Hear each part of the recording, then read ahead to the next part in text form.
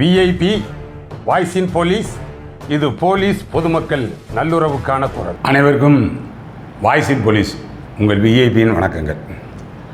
அப்புறம் கடந்த 21ஆம் தேதியிலிருந்து அந்த தமிழ்நாடு முழுவதும் பரபரப்பாக பேசப்பட்டு கொண்டிருந்த அந்த போலீஸ் துறை வெர்சஸ் போக்குவரத்து துறை, அதற்கான அந்த மோதல் போக்கு ஒரு முடிவுக்கு வந்ததாக எடுத்துக்கொள்வோம். இன்றைக்கு அந்த மோதல் போக்குக்கு ரொம்ப அடிப்படை காரணமாக இருந்த அந்த கண்டக்டர் சகாயதாஸ், அந்த காவலர் ஆறுமுக பாண்டி, ரெண்டு பேரும் திருநெல்வேலியில் ஒருவருக்கு ஒருவர் கட்டி தழுவி டீ சாப்பிட்டுக்கிட்டாங்க. சொல்லுவேண்ணா, நம்ம ரெண்டு பேருமே பொதுத்துறை வேலை செய்கிறோம் தானே. ஆமாண்ணா. நீங்கள் போலீஸ் டிபார்ட்மெண்ட்டு, நான் டிரான்ஸ்போர்ட் வேலை பார்க்குறேன் சார். ஆமாண்ணா. நீங்கள் அன்றைக்கி பஸ்ஸில் வந்தீங்க, நீங்கள் உங்கள் கருத்து சொன்னீங்க, நான் என் கருத்து சொன்னேன். ஆமாண்ணா. அப்புறமா நீங்கள் டிக்கெட் வாங்கி நீங்கள் ட்ராவல் பண்ணீங்க அவ்வளோதானே. ஆமாண்ணா. ஆனால் இது சோசியல் மீடியாவில் பரவி ப்ராப்ளம் இருக்குது. நான் வருத்தம் தெரிவிச்சுக்கிறேன். நானும் வருத்தம் தெரிவிச்சுக்கிறேன். இனிமேல் இந்த இது இல்லாமல் நம்ம ரெண்டு பேருமே ரெண்டு துறையும் நண்பர்களாக பணியாற்றும். சரி சரி ஓகே ஓகே சரி சரி ஓகே ஓகே. அப்போ இது எப்படி முடிவுக்கு வந்துருச்சு? இது மொத்தத்துக்கு ஏதோ இந்த ரெண்டு பேருக்கு இடையில் இருக்கக்கூடிய ஒரு தனிநபர் விரோதம் மாதிரியும் தனிநபர் பஞ்சாயத்து மாதிரி இது முடிவுக்கு வந்திருக்கு.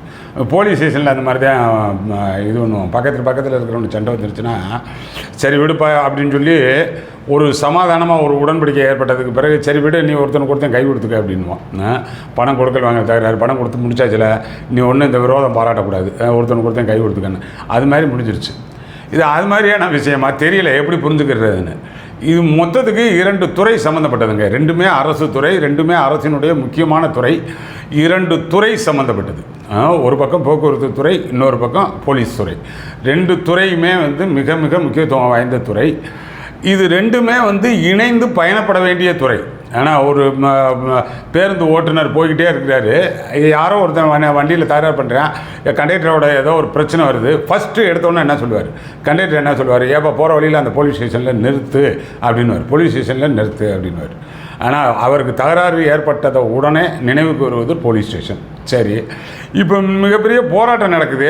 அதில் ஒரு 10-500 பேர் அங்கே அசம்பிள் ஆகி நிற்கிறாங்க. அது ஒரு எந்த பெர்மிஷன் வாங்காமல் அது ஒரு அன்லாஃபுல் அசம்பிளியாக நம்ம மீன் பண்ணுறோம், கலைஞ்சு போக சொல்கிறாங்க, கலைஞ்சு போக மாட்டுறாங்க. இப்போ அவங்க எல்லாருமே அரெஸ்ட்டு. இப்போ எப்படி அவங்கள அந்த இடத்த விட்டு எப்படி டிஸ்போஸ் பண்ணுறது அப்படின்னா நம்ம லோக்கல் பிரான்ச் மேனேஜர்கிட்ட கேட்டு வண்டி தான் கேட்போம். அந்த லாண்ட் ஆர்டருக்கு முக்கியமாக உடனடியாக தேவைப்படுறது அவங்கள வண்டியில் ஏற்றுறதுக்கு நமக்கு டிரான்ஸ்போர்ட் தான் வேணும். இது ஒன்றுக்கொன்று இணைந்து செயல்படக்கூடியது. ஏன்னா ரெண்டு பேருக்குமே யூனிஃபார்ம் காக்கி தான். ரெண்டும் ஒரு வகையில் ஒரு பிரதர்வுட் மாதிரி போகக்கூடிய ஒரு துறை. இந்த துறை சம்பந்தப்பட்ட விஷயங்கள் களையப்படாமல் இதில் என்ன ஆறுமுக பாண்டிக்கும் சகாயதாஸுக்கும் என்ன அடிப்படை பிரச்சனை? என்ன ரெண்டு பேருக்கும் எதுவும் கொடுக்கல் வாங்கலாம், வாய்க்கா வரப்பு தகராறா, ரெண்டு பேரும் கை கொடுத்துக்க கட்டி பிடிச்சிக்க அப்படின்னா இது ரெண்டு பேருக்கு சம்மந்தப்பட்ட தனிநபர் தகராறா? என்னையா நடத்துகிறீங்க? உங்கள் டிபார்ட்மெண்ட் சம்மந்தமாக என்ன சொல்ல வர்றீங்க? இப்போ வாரண்ட் இல்லாமல் போகலாமா? இவர் சொன்னார் 13/9/2021 சட்டசபையில் முதல்வர் அறிவித்தார். ஆனால் போலீஸார் காவலர் முதல் ஆய்வாளர் வரைக்கும் இருக்கக்கூடியவர்கள் அந்த ஸ்மார்ட் கார்டு பயன்படுத்தி போகலாம் அப்படின்னாரு. அது நடைமுறைக்கு ஒத்துக்கிட்டாங்களா? ஏன்னா இது பேச்சுவார்த்தை இந்த 4 நாளைக்கு இடையிலேயே போக்குவரத்து துறை செயலாளர் அறிவிப்பு கொடுத்தாரு. ஏன்னா கட்டாயம் வாரண்ட் இருந்தால் தாங்க எங்கள் வண்டியில் போகணும், இல்லைன்னா நாங்கள் அனுமதிக்க முடியாதுங்க அப்படின்னாரு. அவர் சொன்னது தான் இப்போ வரைக்கும் நிற்கிறா, இல்லை அதனையும் தாண்டி முதல்வர் சொன்னதுக்கு ஏதேனும் உயிர் கொடுக்கப்பட்டிருக்கிறதா? இந்த மிகப்பெரிய கேள்விக்கு விடை காணப்படாமலேயே இந்த பஞ்சாயத்து முடிவுக்கு வந்துருச்சு.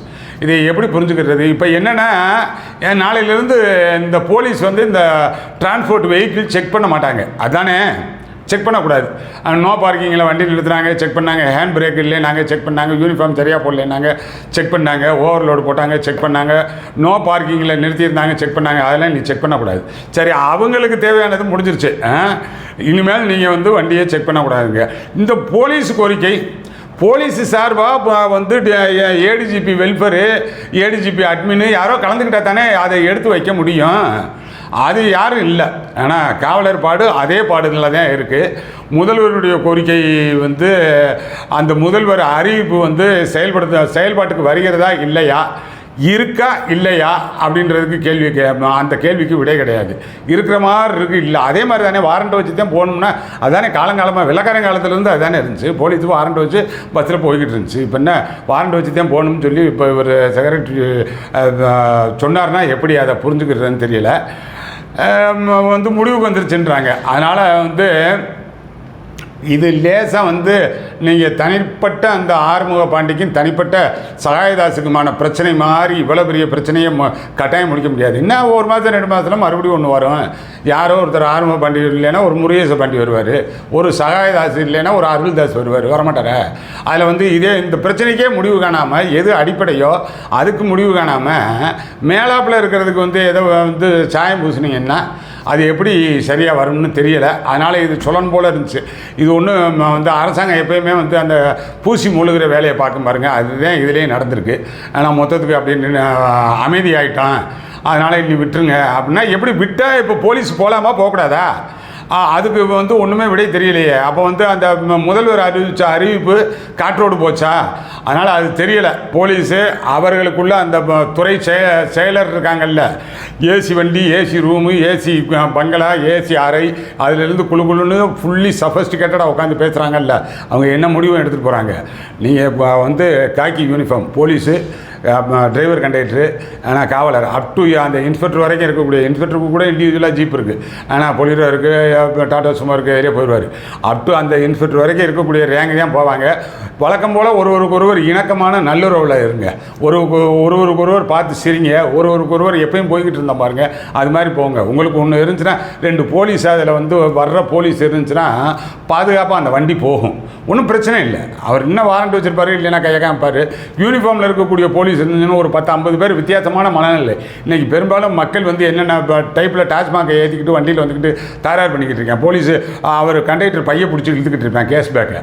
அதனால் ஒரு 2 போலீஸ் இருக்கிறது உங்களுக்கு பாதுகாப்பு. எதுக்கு இப்போ தியேட்டர்லாம் போலீஸ் ஃப்ரீயாக போங்க உள்ளே போய் உட்காடுறாங்க அப்படின்னு சொல்கிறாங்கன்னா, ஒரு 1000 பேர் இருக்கிற இடத்துல ஒரு வித்தியாசமான மனநிலையில் இருப்பாங்க. 2 போலீஸை பார்த்தா ஒரு மாரல் ஃபியர் இருக்கும். அதே தான் இப்போ போக்குவரத்தில் பஸ்ஸிலையும் அந்த உணர்வில் வருங்காலத்தில் அந்த பஸ் கண்டக்டர் டிரைவரு நீங்களும் அந்த காவல்துறையோடு இணைந்து பணிபுரிங்க. அங்கே அவங்க உள்துறை செயலரும் போக்குவரத்து செயலரும் அவங்க பேச்சுவார்த்தை என்னவாகவும் ஆகிட்டு போகுது. நம்ம தான் இங்கே ரோட்டில் இருக்கக்கூடியவர்கள், நம்ம தான் களத்தில் இருக்கக்கூடியவர்கள். நீங்கள் இணக்கமாக வழக்கம் போல் எப்பயும் சும்மா நாங்கள் கையை காமிச்சு தான் போய்கிட்டு இருந்தேன். ஆனால் அதெல்லாம் அது மாதிரியான ஒரு இயல்பான நிலையில் பயணிக்கிறது தான் நமக்கு நல்லது. ஏன்னா அதனால் இதுக்கு நீங்கள் ஒருத்தர் முகம் பார்த்து சிரிச்சுக்குங்கன்றதுக்கு அவங்க உத்தரவு போடணும்னு எதிர்பார்க்க வேண்டியதில்லை. அது சொல்லணும் போல் இருந்துச்சு. அதனால் அடுத்தடுத்த நல்ல பகிர்வுகளில் சந்திப்போம். இன்னமும் நம்மளுடைய சேனல் சப்ஸ்கிரைப் பண்ணாமல் இருந்தால் சப்ஸ்கிரைப் பண்ணுங்கள், நிறையா லைக் பண்ணுங்கள், நிறையா பகிர்தலுக்கு உட்படுத்துங்க. உங்களது தகவலை எனக்கு சொல்லுங்கள். அது சொல்கிறதன் மூலமாக தான் நான் அதை எல்லாருக்கும் நம்ம சேனல் மூலமாக கொண்டு போய் சேர்க்க முடியும். அதனால் இந்த ஏற்கனவே சொன்ன உறுதிமொழியின்படி இந்த விஷயத்தில் சம்மந்தப்பட்ட அந்த நம்மளுடைய ஆறுமுக பாண்டி காவலர் மீது எந்த விதமான நடவடிக்கையும் எடுக்காமல் இருக்கணும் காவல்துறை. அது கொடுத்த உறுதியின்படி இன்றைக்கும் அந்த உறுதி தான் கொடுத்துருக்காங்க. அவருக்கு டிபார்ட்மெண்டலாக ஆனால் ஒரு 3A சார்ஜ் கொடுத்தோம், 3B சார்ஜ் கொடுத்தோம், ஒரு சோகாஸ் நோட்டீஸ் கொடுத்தோம் அப்படின்ற வேலையெல்லாம் எதுவும் இருக்கக்கூடாது. அதனால் அப்படி இல்லாத அளவுக்கு பார்த்துக்குங்க. அடுத்தடுத்த நல்ல பதிவுகளில் சந்திப்போம். வணக்கம்.